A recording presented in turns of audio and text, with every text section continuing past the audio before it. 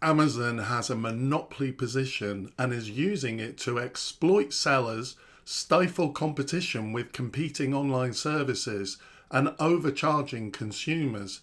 This is what the US Federal Trade Commission, the FTC, is claiming in its lawsuit against Amazon.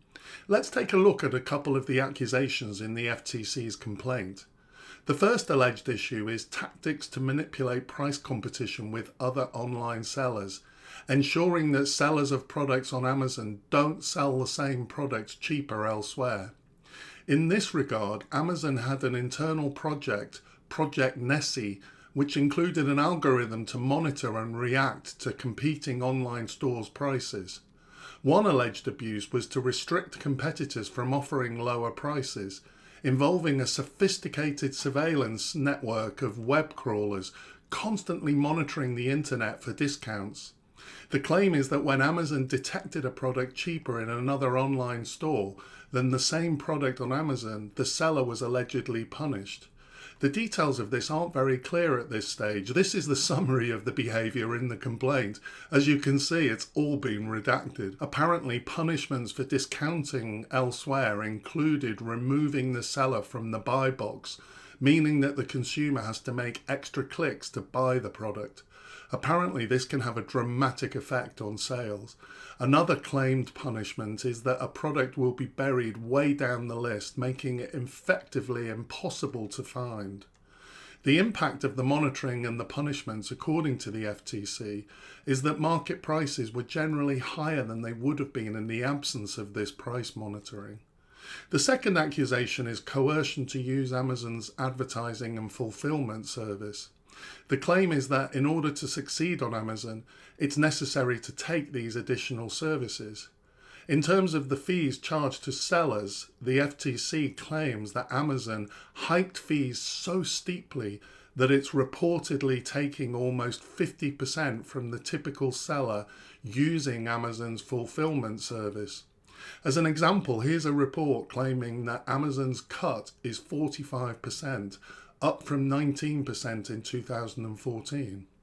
In addition, the FTC claims that the service provided to consumers has been degraded and that this has only been possible because of Amazon's power relative to the competition. The specific way in which the degradation has happened, according to the FTC, is that search results are cluttered with sponsored brand adverts.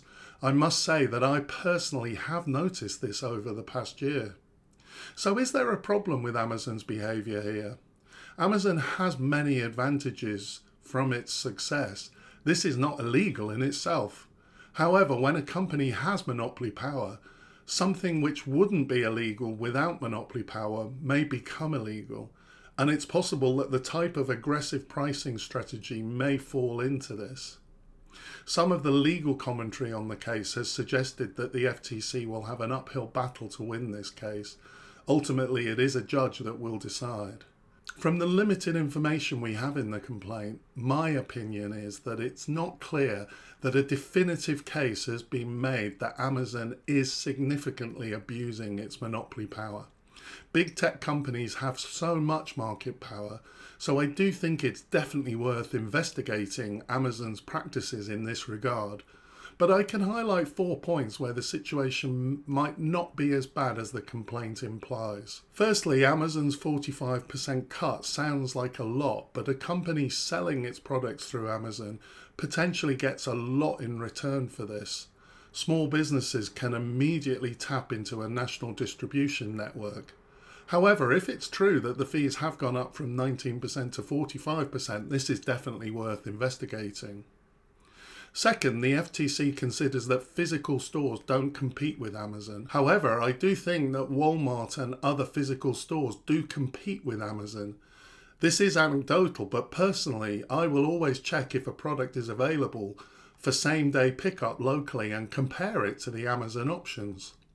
The third point on why the problem may not be as bad as described in the complaint is that selling advertising isn't anti-competitive.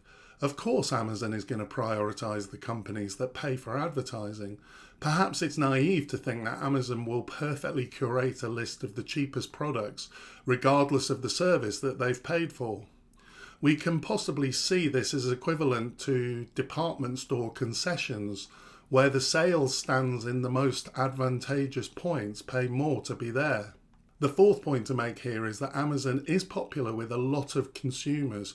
People like the prices and convenience. Consumers aren't complaining.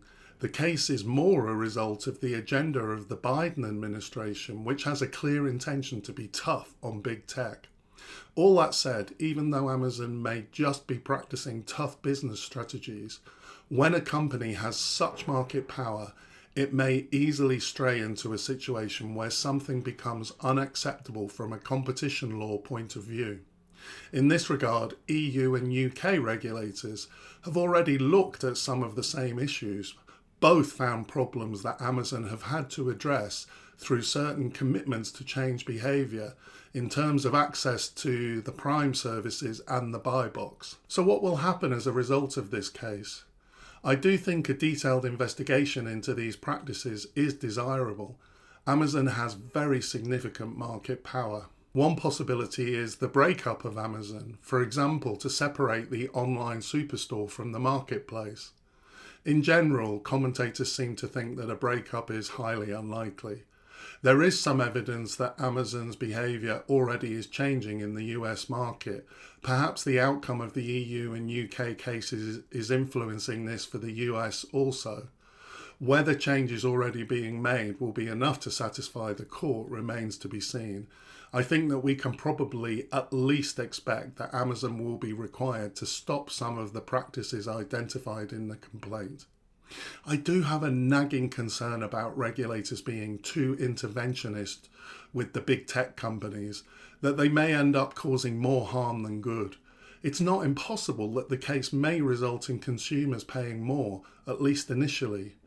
Of course, if the market is opened up to more competition, consumers could gain in the long run, but I do think there is a need to be cautious. Tech markets are extremely dynamic, and it's difficult to anticipate how markets will develop. In 10 years, something new may emerge, which completely changes Amazon's position. In summary, the case is desirable. This detailed look at what Amazon is doing will allow the courts to assess whether competition is actually being adversely affected. I think we can perhaps expect a similar outcome to the EU and UK cases, with an Amazon changing behaviour in relation to some of these accusations. I hope you found this information useful. If you did, please consider liking and subscribing. I'd really appreciate that. Thanks for watching. See you next time.